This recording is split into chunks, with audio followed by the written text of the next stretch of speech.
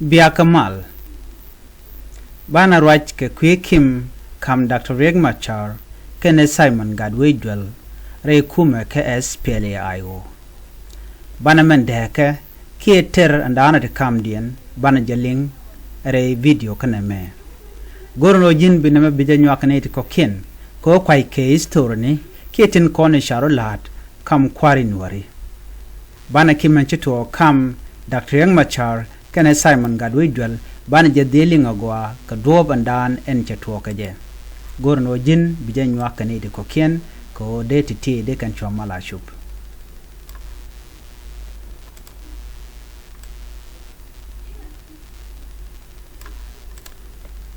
Ter kam Dr. Riek Machar kene Simon Gatwech tuoke ke kui politika e ngaknom michi tuo kam de ke kam dien tuo ngaknom mo kam dien ke kui de ni SPLM-IO ke do badana de kuma SPLM-IO dare wekeje shu ngaknom mo shu tuo kejen gwasa mo Simon Gatwech ajala kwero bun kamo ke SPLM-IO la kwede ni ke liure wika so Sudan ka gwase dan ajan kebde ni dialone enmen bana lin ka jarwache me emen chito kam dien manong ke ter ke manong ke kim e chika rodien lin ka je re kuma ke SPLM-IO kan mandana de ka abe keteka bon te goal re wika so Sudan menyam gor kwara Kakuma SPLM-IO mental care power struggle within SPLM-IO.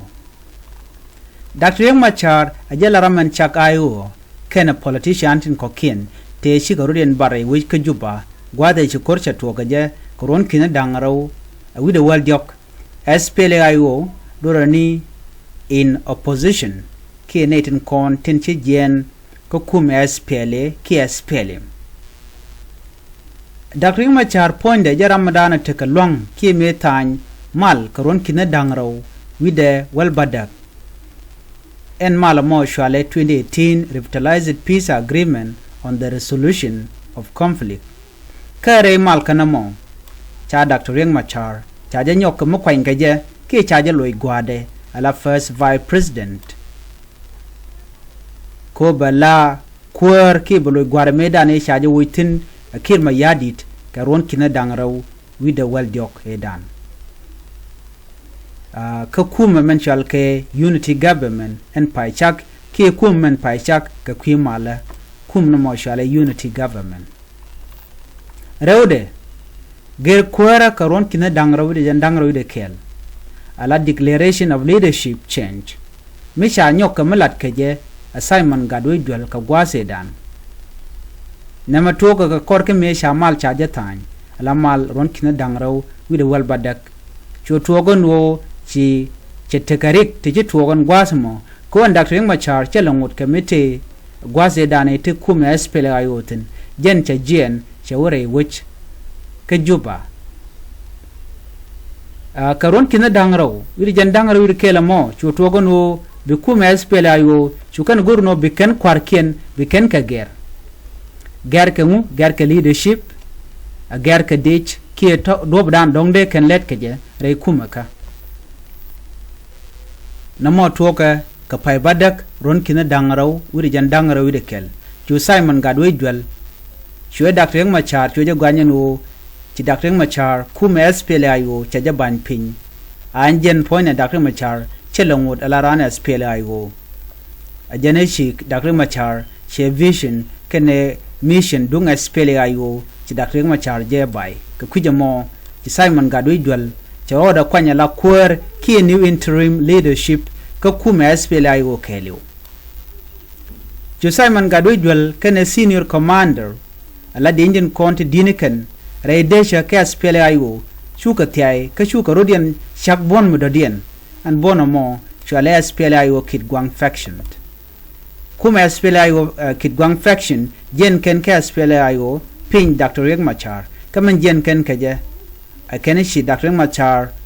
she kuma SPLM-IO cha jaban pin ka shu ken larno shi ka Dr. Riek Machar wuch ka kwera SPLM-IO ti Dr. Riek Machar chelangu da la Korean ko ci Dr. Machar welik ka juba etelem lele ling ke telem lede ka kume SPLM-IO Dr. Machar telemi chela lat ka kume SPLM-IO ni ka gwase da ne chore wiki juba cho kenan wo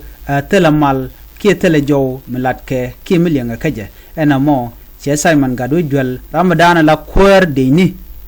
je jako betike decision de ke right me balada la jen ko be kume SPLM-IO be jakap alo jen bia kwer cho jen chwa in new interim chairman ko kume SPLM-IO cho Dr. Machar cho watch me che Dr. Machar cho watch diodien chukuro da tok kam de ne karodian re kume ke SPLM-IO karwade chukur cho tok kam dien dene tin chung ka Gadu Jwel kene den tin chung ke tin ngot ka mishung ken ka Dr. Machar kel chukur mo churo da tok chukur mo tok re wich an chwalke maganes ka fanal ken gwasmo chukum Dr. Machar ro da shu dak karew ka shu male cha tan ka ron kina dangraw wir wal badak chuje de yar ko mal cha ya pin ka kume ke SPLM-IO karwade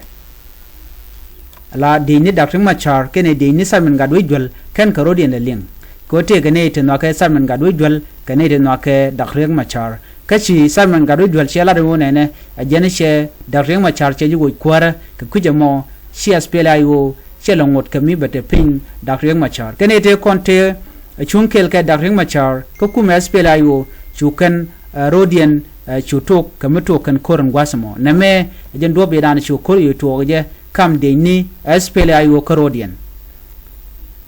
ken tame en kume SPLM-IO chuchote ke kume na dangro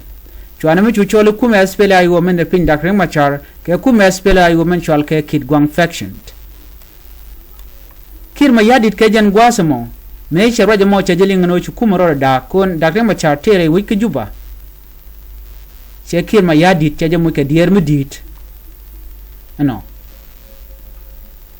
ko en Dr. Machar jala bodo jala mandana bos SPLM-IO michela teka bondangro ti charo dien nyok kamada karodien ngeje gwa engo betakur ke IO men bot ke Dr. Machar ke betakur ke IO en bos ke Simon Gadu Jwel ko en SPLM-IO kidgwang faction lo kan mandana lat ke kirma yadit ko kirma yadit wela nas ke che gorno bi malbeben chu Simon Gadu Jwel chu declare no charo do ke SPLM-IO ko che Dr. Machar che wo wele gre wiki juba ke che la dier ke kume SPLM-IO mandana che baindor namo chu te karek mi chu tokten che kirma yadit che jamo ke beje midit ke lieng de ke jeno ko ngeje gwan wo nene bata kur ke kume SPLM-IO men tere wiki juba me kana Dr. Machar kana je kon dismantle ke kana je kon wo ke kana je kon yen ke kana je kon mu karek mungo Dr. Machar kami aram kelbo mitike ter ke je be gujeno betike ter ke kumun dangraw ala kuma SPLM-IO kidgwang faction kene kuma SPLM-IO men bot ke Dr. Machar namo chu kir chu moy karek medit ke chu moy ka jaslwaj man tu go bu kuma ayo ro da ke je janane manyam chete liang ka kwigang chit ke security arrangement do badan de security lat ke je tele security mogwa do bande de ni de ka mat ke je tel do mling naru din ke je manda den gwasame tel ngasa kam politician ke kam de ni karodian ko Dr. Machar te ge de ni ke commander ka titere SPLM-IO ka ti kume marwai ke Simon Gadu Jwel te ke ne ka golka ana mo charo de deling ni re kuma ka garwa te de tok tin ana mo ajene dane nongo bi SPLM-IO baro dakarwa da betika SPLM-IO kidgwang faction betika SPLM-IO tindipin Dr. Machar na mo cho mi jega long cho je nong kam SPLM-IO karwa de alo shi kuma SPLM-IO an gwasmo charo yu da ka che chu telwang kam ne ka dial alo ko bineti biga koren terga kujeme bineti biga koren terga kujeme ka ter kenin kelamo dungno ci power struggle ki gorko der ander te kalwang re kuma ka SPLM-IO ci SPLM-IO ci je chuda kore de ni te gane te gorko jeno de ka mo ka gorton wan ki re kuma ka ayo karwa de de tana de ke promote ka wacha tana cha ka promote anamo ja ke SPLM-IO ka bette ka da karwade kan kwa dangraw Dr. Riek Machar kan sarman gadwe dwal sha kono no ken de kan yoka mulo je ka marka ki de ka mat akir ma yadit kan Nuer yal ko ken ma yadit goro jen wacha dele nyin ke kuma dangraw diere ke sarman gadwe dwal ka diere ke Dr. Riek Machar ke kuje ma gwe jen go kan kum dangraw ti che bagwa ka je ngai kon dial ma dan le rode chwana no ba ka mat kam Dr. Riek Machar kan sarman gadwe dwal du no kan rode dwang kana dwang chu tere mo chu ngurtin chu manata ma rai kone jel Dr. Riek Machar ka jale ka jel Simon Gadwe dwal ka jale chane lingwa de dan no Simon Gadwe dwal te ka pot Sudan te ga negotiation da bo ke luñ mar ka de kene wudi shal ka me ke ma yadi jatin ka Dr. Riek Machar ku je me jar luag yen ka rei wich ka juba dore ko jen wajen cha ngot ka yar ka kore dan ci to ka Nasser cha ja gwanyano ajara mandana juk de jen borno naka SPLM ki SSPDF chwa Dr. Riek Machar cha chu yen kene diala konti la official tin kore ne de ci ken karudin kene de kone sharudin woch rewi ki juba la ne tin konti la kwartin tin te kore Riek Machar chitke deputy chairman ka SPLM-IO Natanelo yet charoda bar kana kware ko ken ci kono ngajbe gwan go celete karam kel mchiro de nyok mo kwanyero de la interim chairman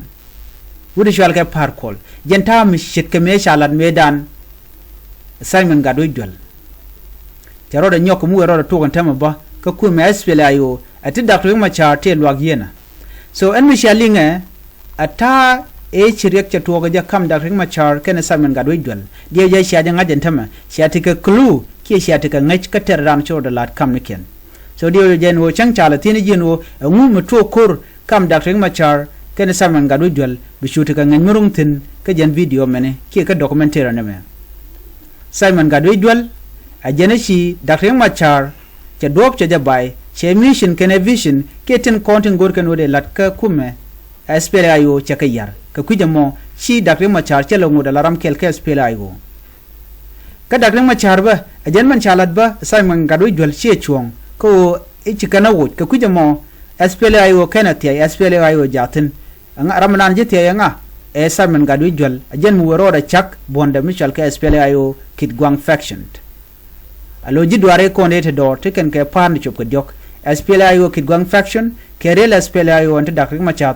ke SPLM-IG in government marai ke tabanden gai jo me jenda na gore de nywa yekel gore no jin bi documentaire mu do dien ke te ko de charon lat kanatin mut ke malat ko rudien be ke link ko video do dien su je poro jen wo yen bia playlist dung 1991 bia je gwada mo ko bia te ko de churien lat bia ke link bia ni stone dial te ko ne char lat ko gwaze dan ben ka nong ye ka channel me kene breaking news ke te kon lat ko rudien en bia te kamal bye bye